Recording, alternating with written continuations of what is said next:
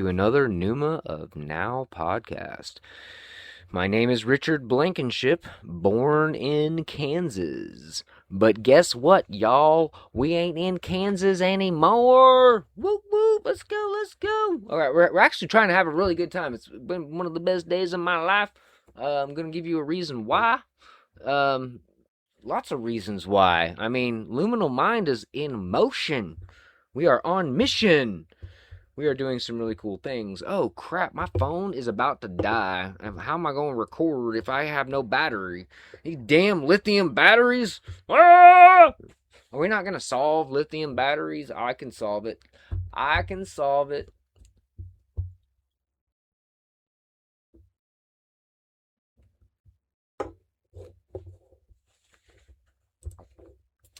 So what are we doing here today? Like, what's the reason for existing?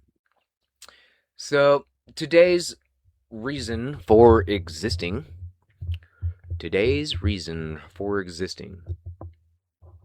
is that somehow, by total accident, I have created somewhat of a game.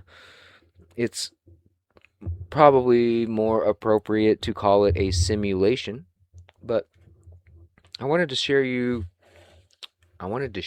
with you some progress, read a couple of things, and just see what you guys think. I'll probably sit here for the next 3 or 4 hours and talk about this, but I'm going to try to do it much quicker than that. So, at this point, we are calling this Hexodus. Hex as in the hexagonal pixels. Hexapixels is what I'm using in this simulation. It's kind of one of my development design requirements of this project. Hexodus is an agent-based cellular life simulation that unfolds on a 256 by 256 hexagonal lattice. Each living cell carries a 16-nibble genome whose bits govern environmental fitness, crowd tolerance, gradient following, and the impulse to immigrate. From these basic local rules, the system produces recognizable biological behavior, the idea to colonize the fertile zones. Adaptive pressures are basically applied towards a hidden environmental key. So there's going to be boom and bust population cycles. There's going to be waves of pioneers crossing the barren ground. And over time, a knowledge variable is going to accumulate in our settings. And the knowledge variable has to unlock a chain of technological advances. So we go from fire to space travel and everywhere in between. The simulation's defining act is its namesake. Once spacefaring, crowded colonies undergo an exodus, lifting off the surface to become blue hexagonal outposts that drift along true Keplerian ellipses and seed the void with long-range explorers. So the report I'm reading off of now basically documents the engine's architecture, its governing equations, and the design philosophy that ties a single cell to an orbiting civilization. So from a single hexagonal pixel to a civilization in orbit, the same local rules carry life across every scale. To get into the introduction, I wanted to create a basic simulation of close proximity life and to try to track its basically genetic development over time. I wanted to track ages, I wanted to track like cycles or generations, and I've been working on this now for about 3 days. 3 days. So everything I'm doing here is less than 100 hours old. Probably the amount of hours I've actually spent on it is around 32 to 40. So let me read this introduction. Cellular automata have long served as proof that complexity needs no central plan. Conway's Game of Life showed us that a handful of rules over a square grid could generate gliders, oscillators, and structures of unbounded intricacy. Hexodus takes that lineage in a little bit different direction. So rather than asking what patterns emerge from a fixed rule, I wanted to ask what happens when each cell carries like information that is hereditary. So when the substrate is unevenly hospitable, when the fertile zones meet a famine, a disease, a natural disaster, or God forbid, a global war catastrophe. So I wanted to observe across a single continuous run, a simulation is what I call it, but then on top of that simulation provides some sort of narrative storytelling arc. And so in the simulation, life is going to appear, it's going to adapt, it's going to spread, it's going to organize, and finally it will leave the terrestrial zone in hopes of finding new lands. My choice of a hexagonal lattice was very deliberate. On the square grid, every cell faces the ambiguity of 8 neighboring splits between edges and corners. The hexagonal result, or the hexapixels, or the Hexodus result that I have been working on, basically resolves the unnatural growth patterns in these other simulation frames. Each cell is going to have exactly 6 equidistant neighbors in an attempt to find our six nearest neighbors. The hexagonal grid is basically the densest regular packing of the plane, and it's going to kind of make the natural stage for a simulation of this type. So I kind of ran with it, and this is where we're at. Every agent in Hexodus is literally a hexagonal pixel, a hexapixel, and this is kind of the engine's fuel. It's going to fuse the geometry with the migration event at its heart. And so what I've written is for 3 different types of readers. My introduction here is for both all 3, the engineer, the design document is going to be for them, the layout structure, how I have my data structured, how the generations update, how the constants are all basically stated. And then for the student who's just interested and curious about how these things can be developed, it's basically an essay on emergence and the modeling choices that make a simulation viable. Like, why is pushing play on the simulation an educational tool? Why is it an entertainment tool? I've spent 40 hours of my life this week playing with this tool, and I've been having a great time. It's really fun. And so the other part here is kind of like portfolio of what I'm capable of as a person that's just working in my own kind of space, when I'm allowed to do creative work and when I'm able to make progress. I like to post those progresses to the internet. So we basically are setting up a lattice of a world with 256 by 256 cells. If you multiply that together, you get 65,536 cells, each addressed in a specific column offset coordinate structure so that the 6 nearest neighbors of any cell can be retrieved in constant times. I'm trying to optimize the framework. Everything here is built in HTML, JavaScript, 2D Canvas. Basically, it's an HTML file that you can open, click, and run the simulation. There's no install fees. There's no installation requirements. There's no development knowledge. We're just literally clicking a file and playing with a game. Okay, so here we're just going to go ahead and open up the environment. I'm going to look at my screen and tell you what's going on as we go. So before we even run the simulation, you can decide how many individuals that you want to populate the area. If I put 200 people here and hit spacebar, wow, it worked. All right, So you hit spacebar again to hit pause. So I literally put 200 people in our environment and they already have colonies. I was actually surprised to see that. So that's kind of surprising. So let's go ahead and populate these specs as much as we can. I'm going to pause right there. Now you'll notice what's going on over here is, okay, man, this is hard to explain.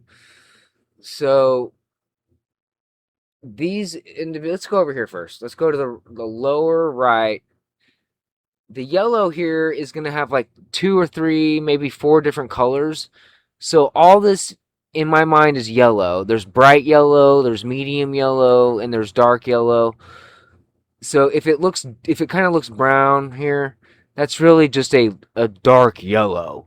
And then you see the pink or the magenta. Now this is a different type of person. So as a civilization grows and the population gets overbearing, certain people are like, I'm ready to get the fuck out of here. Like legitimately. So do you see how the magenta class here is a little bit more sparse than the magenta class over here? The magenta class is our explorer class. So these are the anybody that's looking for new lands. I don't want to make any historical name references right now, but like you live in a zone and then you learn that, hey, there might be other zones to explore and maybe we should go look for them. And multiple people across history have done that in their own way.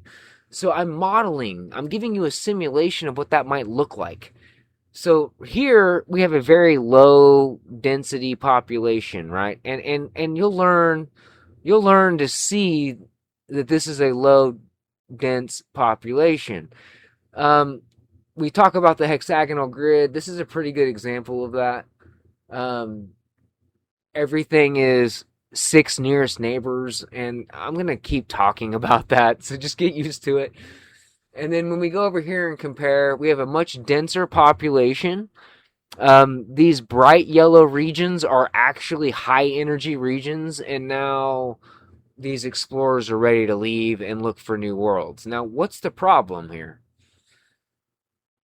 The problem here is that they're going in the wrong direction, right? The only livable zones on our map right now is way up here, over here, and right here. And if I hit play, they ain't no chance they're going to find those zones. They're not. We sit here, watch this simulation run. We can speed the simulation up if we want. They're not going to find those zones. Now, there's a chance. But what needs to happen is we have to progress.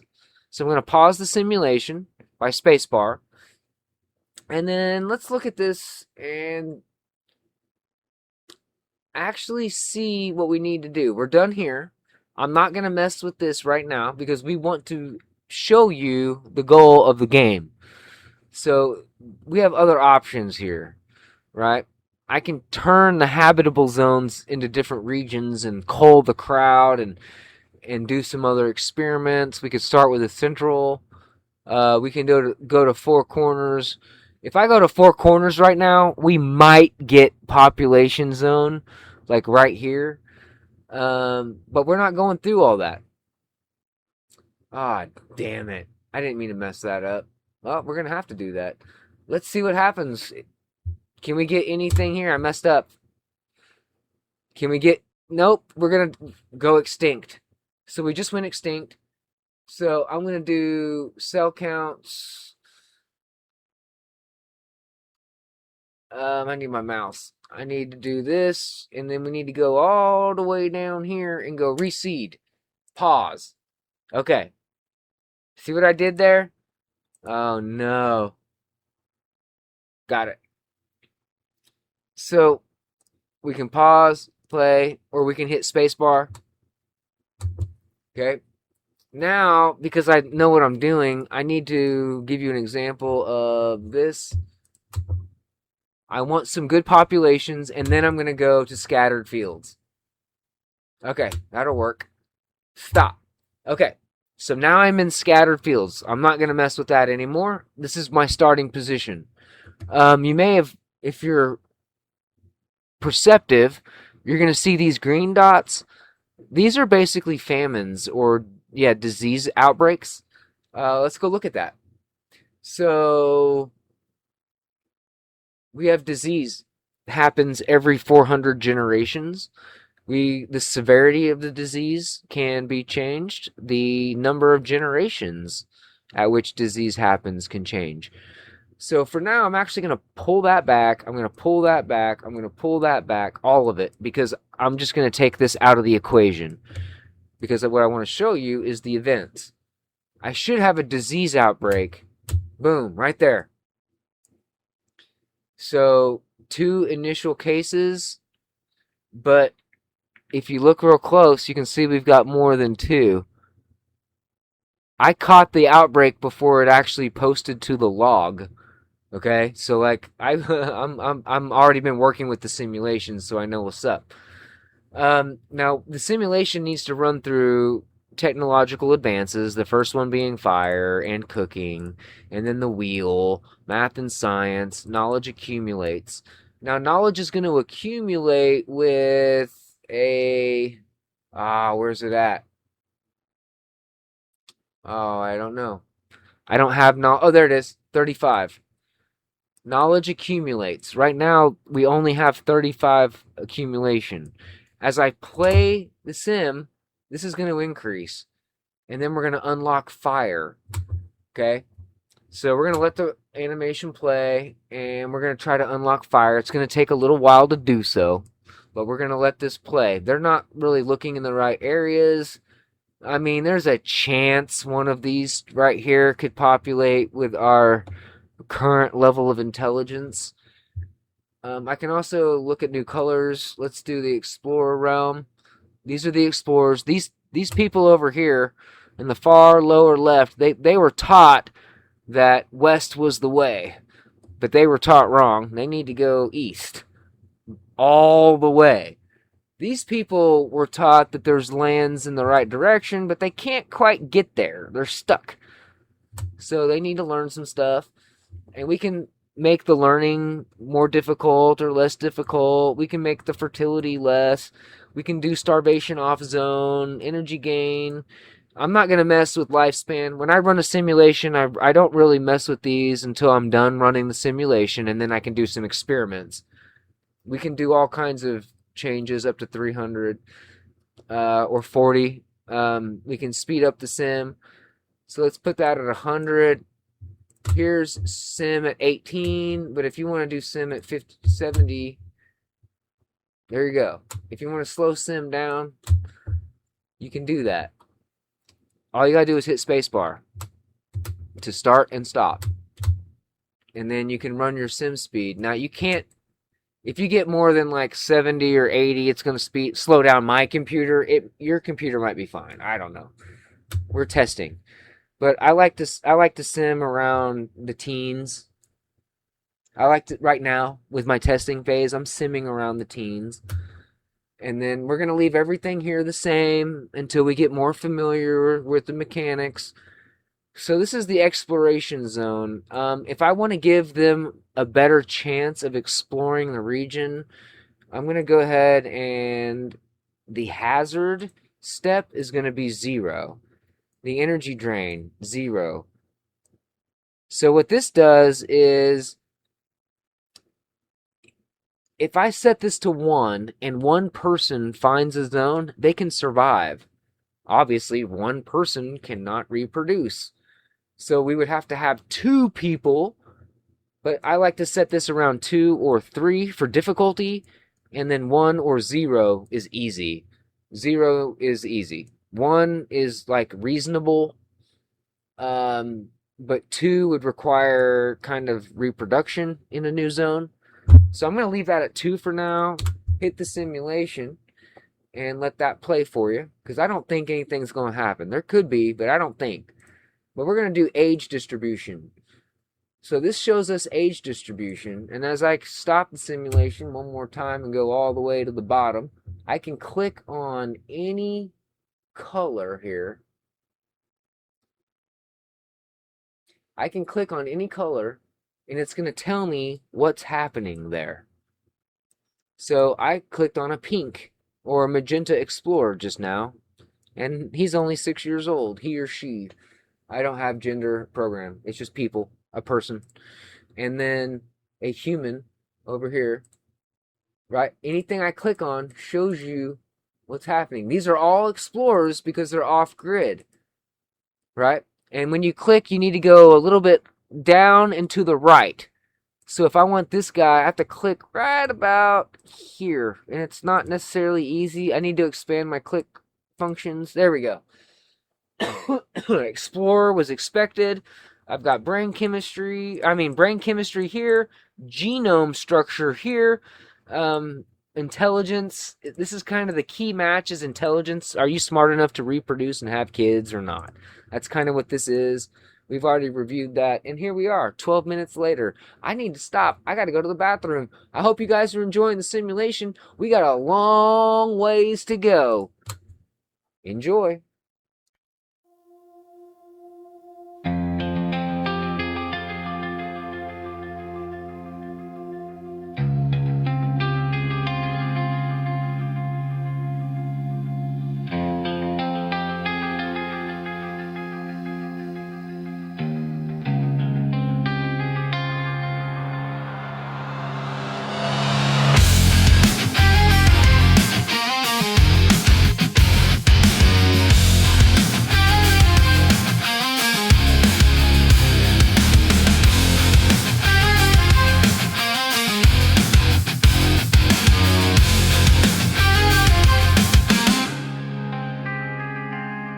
Steal yourself and connect the thread. Unlock the cells where silence is fed. This is the breath of an inner repair, an alchemy born from a fatherless prayer. Speak to fire and the ancient breath. Blowing winds through the valley of death. The body knows the dusting of stones, inspired meaning down to your bones. Hold the torch lit from within, in a sacred flame, real stories begin, where truth is revealed and wisdom defined. There's a promising gift, presence refined.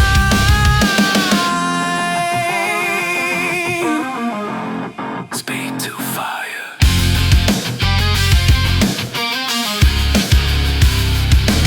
Speak to fire and the ancient breath.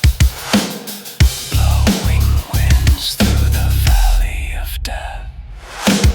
We bend bars with verses between, a hymnal for those too broken to believe. This is the breath of an inner repair, an alchemy born from a fatherless prayer. Calling all prophets and poets of our age, baptize tears and transmute the pain. We are a choir no longer without scars, the souls who remember were made of stars.